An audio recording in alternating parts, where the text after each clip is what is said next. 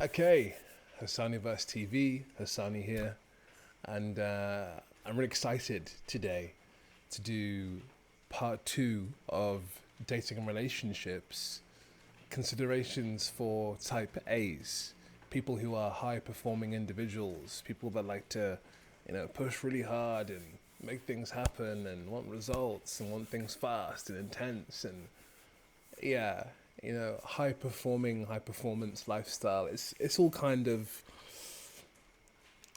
the labels don't really matter. I think it's just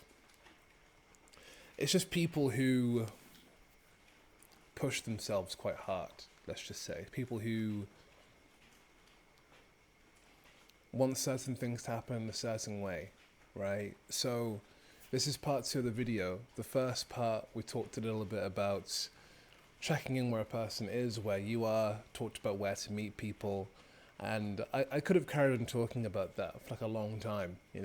There's there's so much depth in everything that I discussed. It was really just a whistle stop through all of that, just to kind of get some commentary out to answer some of the questions that seem to come up quite regularly. So this part two, I was going to do part two talking about relationships and building a life with someone whilst being a high performer or a type A person, and some considerations to bear in mind as you go through that journey with, yeah, I will get to that at some point, but I think that there's more discussion required on the dating phase because I just, after recording that first video, I just had more thoughts come through. I had some more time to think about, and more came through to me on this topic that I just kind of need to talk about with, with more, with more time, more space, right? So we've got a nice chunk of time to talk about this. I'm looking forward to going through it again in some detail. I've got some notes down here. I'm looking at my notes. So today we're going to talk about, again, two to three key themes, depending on how the time goes. I want to talk a bit about communication. I want to talk about time management. And also, I want to speak a little bit about attachment theory, attachment styles, but not too much because there's already enough discussion on that. But I want to just kind of touch on it if there's time. Okay, so firstly, let's go into communication. Communication is obviously the cornerstone of any relationship, business, friendship, family, and of course romantic relationships. We're here talking about dating, we're talking about intimacy, so there's a different type of communication and the words that we say and the places in the mind and in the heart that those words can hit. It just hits differently compared to, say, talking to a friend, right? We all know this, and I want to just kind of go through and go into some examples and just provide some commentary around how we as type A's can communicate certain things or not communicate certain things, and just some stuff to be mindful of, right? So I'm going to just free flow like usual, and we're going to see where things go, okay? So I want to talk firstly about in the kind of dating stage when you're getting to know someone and the connections being created, right? It's relationships being established. Say that you've done a few dates and things are kind of working out well, and now you have someone in your life and you're in someone's life. And I would just say that it's really important, even at this stage, to be able to check in on what each person requires to be able to feel connected, because each person requires something different, right? It's a spectrum, like many things in life. Some people can be totally okay with not communicating or texting or talking or phone calling, at all. And there may be someone who just prefers to meet in person and have the face-to-face interactions or do the occasional phone call. Whereas other people may want to be in touch all the time and texting throughout the day. Both of you may be the same, you may be different. So it's just important to check in on what level of communication is required to feel safe and connected in your particular dating relationship thing that you're creating with this person. Because I know from my experience, I'm the kind of person where I like to have big chunks of space and time in my day, and I have things to do, and I have, my lists to complete, and clients, and businessy stuff, and my creative works. So, you know, I'm the kind of type A who doesn't like being interrupted or disturbed when I'm focusing working. So, just an example here, you may relate to this, you may not relate to this, but say if you're in a creative flow, you're in a workflow, you probably aren't looking at your phone, right? But the other person may have space and time, and he or she could be texting and wanting to stay in touch and connected throughout the day. But then, say for example, you're the person that doesn't like to be interrupted, say like me, then it's like, oh, I actually don't want to text back because I'm in my creative flow. So, I always tell people, particularly in dating as well, it's like don't look at reply time as an indicator whether the person values the relationship or not. Don't use reply time as a yardstick to measure the level of engagement. Each person has such a broadly, diversely different life, right? So we can't look at a reply time to indicate whether a person is or isn't interested, right? Equally, we shouldn't play games with reply times and leave a person on grey ticks, because unfortunately, just the way things are now in this world, social media does play a big role. So, say for example, you run an online business that involves social media, and you're posting all day content on social media, and the person you're dating is saying, "Hey, you haven't replied to my text. What's going on? I see you post on social media." So situations like that can arise if there hasn't been a conversation about what level of communication is required to have each person feel safe in the relationship dynamic. Because, if the conversation goes something like, "Hey, actually, by the way, I do post on social media, I have my content team in my account, I am always posting, but I'm not actually looking at my phone. And looking at my phone distracts me, and I don't really like to look at my phone during the day, but I'm always available during the evening." So, something that I would say, for example, is that, I genuinely enjoy speaking to you when I have downtime, when my mind is calm and I can really respond, get in touch, connect, phone call, voice note, whatever, to stay connected, when I genuinely feel ready to do that. And I don't want to be in a position where I feel some stress when I receive a text message from you because I have to reply quickly, because if I don't reply quickly, something bad's going to happen, or you feel bad, or something is indicating that I'm not interested, right? So this is why having a conversation about what level of communication each person requires to feel good and safe and respected and seen is really helpful, because each person is very, very different, right? And if you're a type A, you probably are the kind of person who is busy during the day and has things on their mind and may have a little bit of stress and is in their flow, and they don't want to be interrupted texting and looking at their phone too much. This type A person probably has notifications turned off, probably has their phone on silent, right? So it's like this person probably isn't going to want to be texting all day. They may not, right? But it's just important to check in and talk about what that looks like for each dynamic, because if it's not talked about, there can be so much friction and headache that can be caused, right? And, for Christ's sake, I mean, Zuckerberg and Facebook with these blue ticks and read receipts, that messed up everything, that really messed up a lot of things in human social dynamics, because, it introduced this time element to communication. Messaging was just a thing where you would just message and a person would respond. But now there's this element of timeliness required and considered in the communication. So that puts stress on things. So just consider how that could be putting stress on your relationships. It may not be a romantic relationship, but other relationships as well, where there's this element of time to respond.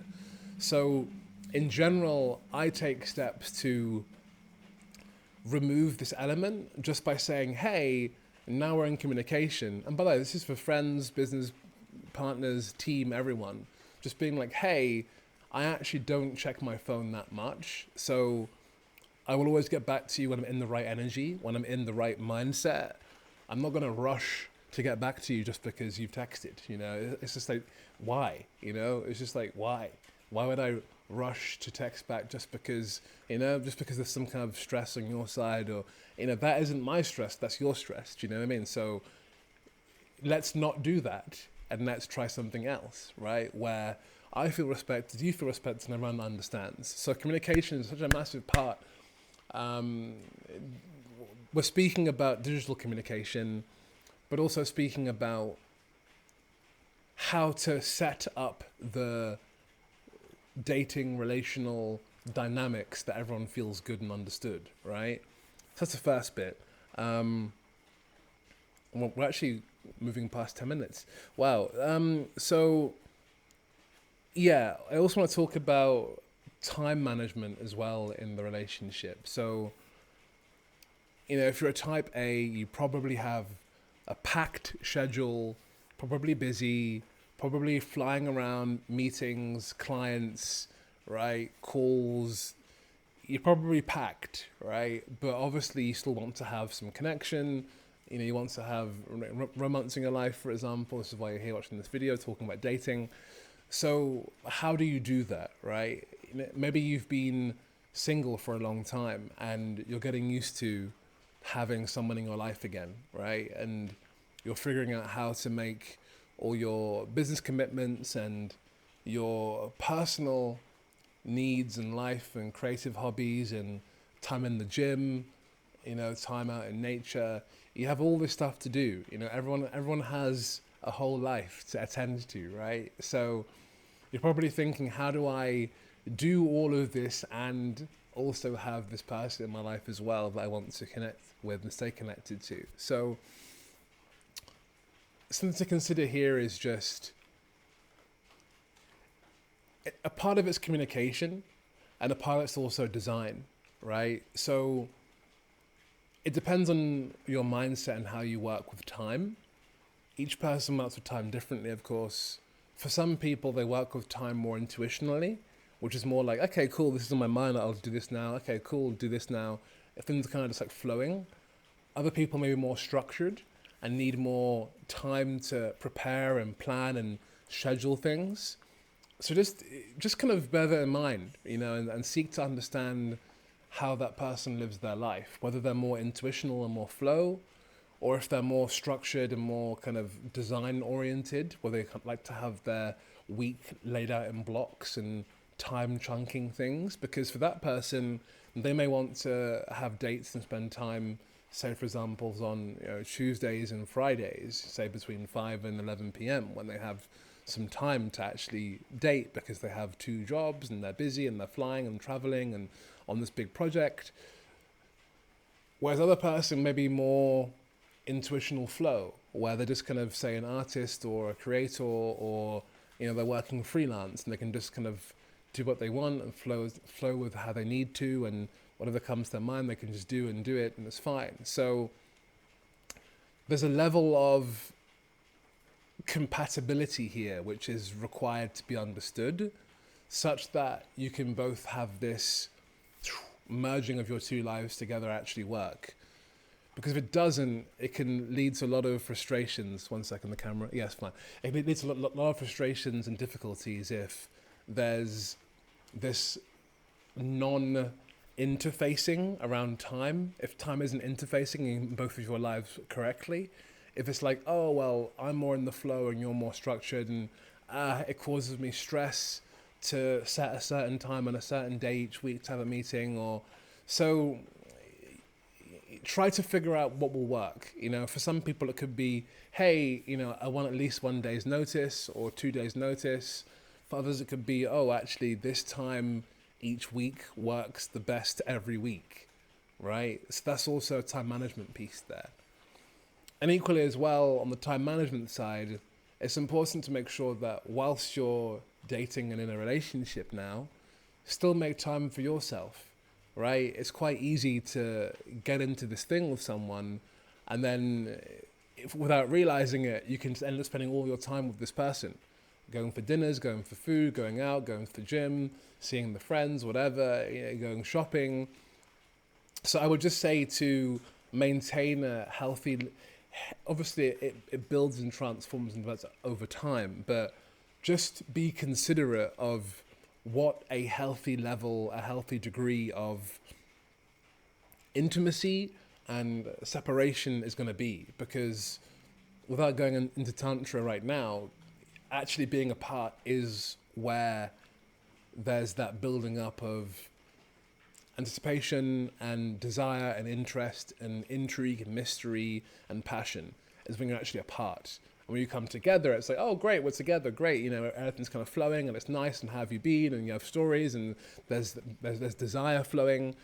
But if you're always together, that can kind of fade. So think about and consider, as you're kind of going through this journey and kind of building up into it, what a healthy level of togetherness and separateness actually looks like for where you are in that dating situation, relationship at that time.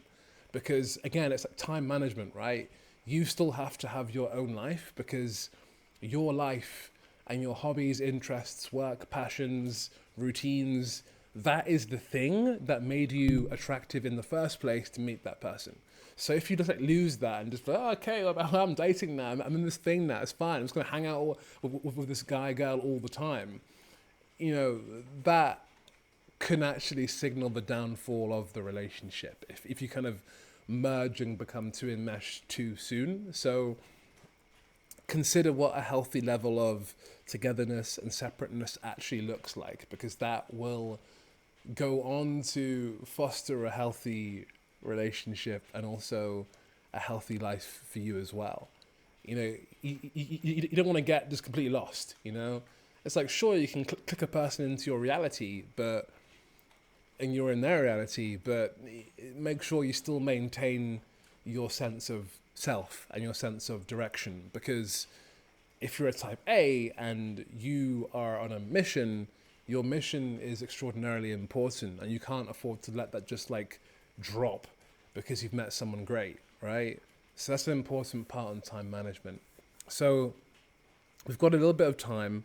I want to talk a little about attachment styles, right? So I would strongly suggest, as you're kind of, going into this dating thing and connecting and doing all of that stuff, I strongly would suggest doing a diagnostic on your particular attachment style, because that will help you to understand and help the other person understand how to best interact with you, right? So there's anxious, there's avoidant, and there's disorganized, right? You can watch videos on these on YouTube. You can search on YouTube attachment styles, and you'll find people talking for 20, 40, 60 minutes about this. I'm not going to go into it now, right? But broadly speaking, if the person's on more of the anxious side, they're going to be craving connection and craving to stay intimate and trying to find ways to stay connected, or they get stressed, or their nervous system, their mind, their body, they feel destabilized if there's not that level of consistency in the connection. Whereas the avoidant type is more, okay, I need my space, I love connection, it's great, I love this person, it's awesome, but I need to breathe and have some space after being so deep with someone, right? So, and then there's also this disorganized style, which is more like a mixture of both, but it's a bit more complicated than that, so search on YouTube. So it's important to understand where you are in that spectrum and where the other person is also on that spectrum. So then you can understand how best to communicate and what would feel good based on your styles of attachment, right? Because if you have an avoidant person and an anxious person put together, it's going to be chaos. I've been there. I know, right? So it's just important to it's important to kind of be mindful, right, of each person's style, because each style has very different needs, and it's not impossible to both be avoidant or both be anxious or be vice versa and be together, it's it's possible. I've done it as well. It's possible, but there needs to be a level of understanding around how that plays out, particularly if you're like a type A or driving forward on a mission, pushing, focused. If you're not careful, it can communicate to the person you're dating that they're not important, right? So you want to avoid communicating subliminally to the person that you're dating that they're unimportant compared to your mission. If anything, let them know that your mission is important and time with them is massively important, so as to recover from the madness and the craziness of the mission, right? To enjoy the connection, to enjoy quality time alongside the mission, which is so busy and so crazy and so intense, but so amazing, right? So the key is to be able to like love your work, love your passion, love your mission, and also to be able to connect with and love with the other person as well, right? So the two can coexist. It's just about being able to communicate and navigate both sides, that if you sense there's something kind of falling off or going a bit awry or running off the tracks, just quickly correct that and better, hey, let's not do assumptions, let's not project a story onto what's happening. Let's just quickly put this fire out, make sense of what's going on. Because, assuming you're both reasonable adults, you both probably have some trauma, pain, confusion, baggage about relationships, right? And dating, like we all do. So it's just about navigating through that and talking through that as things come up. Because actually what's quite interesting is that, you both have your realities, and anything that could be painful or difficult, you found a way to cope with and manage. You found a way to deal with those parts of yourself that you don't want to have to interact with too much. But then when you come together and there's passion and love and intimacy and connection, that can bring to the surface any of those patterns, difficulties, pain, fears that you may have had lying in your unconscious mind. So they come to the surface, and then through the relationship, the dating, I mean, not so much dating, because dating is kind of like as you're kind of still kind of playing your character more and you're coming together. So when you kind of progress more into the relationship phase where there's more vulnerability and more intimacy, a lot of the stuff can come to the surface that has to be processed. When I say processed, I mean made sense of and talked through and communicated so the other person can understand how to best interact with you from that place where you're at. And then ideally over time, the person heals whatever is stuck there or is a source of pain. In the dating stage, things obviously can also come up, right? There can also be patterns or things that can kind of come out of nowhere and feel a bit stressful and painful. So I'd just say, in that stage, because you're type A, you probably are not going to want to go into a deep conversation about emotions and feelings. You may just not want to, right? I mean, yes, it's a thing that I've seen type A's do. I've seen me do, right? When something comes up that's difficult, it's just like, I actually just don't want to do this because I want to carry on doing my thing. But again, on the basis that you want to maintain and build this thing with this person, this connection with this person, you're going to probably find some time to talk through things, right? It's going to be okay. It's going to be a net benefit overall, because even if the dating you have with that person doesn't actually go anywhere, right? Because it isn't actually about going somewhere. It isn't necessarily about getting to a place or achieving something, right? It's more about the relationship, the dating. Ultimately, it always becomes some kind of mirror. The person you meet at that time and date with at that time, at that moment, generally is always perfect for where you are at that time, at that moment, to help you see yourself where you are and to bring to the surface anything that could be stuck or blocking you from high levels of growth. So I would say when it comes to emotional processing and talking, and I know it can be particularly uncomfortable or time consuming to do it sometimes, but it is worth it, right? Because even though you don't know what's going to happen in that relationship and where it will go, it's still good to actually do that inner development work with someone as well that's willing to talk through things with you because they care about you, so that you can become more clear, more open, more alive, basically, and not dealing with a coping mechanism for some kind of pain. So do make time for that processing stuff. It can be a little bit annoying.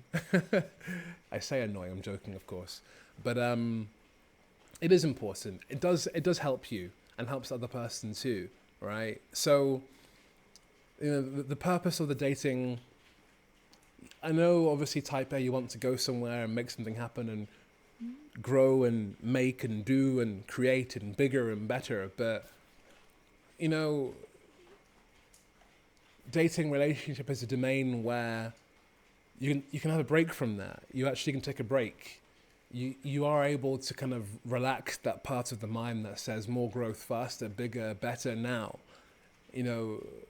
The connection you have with that person can actually be a really nice refuge from that part of yourself and that part of your life, right? So you can you can allow the connection to also be a place to recover, to restore, and not try to put pressure on the thing to make something happen. Not putting pressure on the connection to realize something else, or make something else happen. It can be okay to just chill a bit in this, So considerations for type A's. That's enough for now, I think. That's 27 minutes. Okay, thank you so much.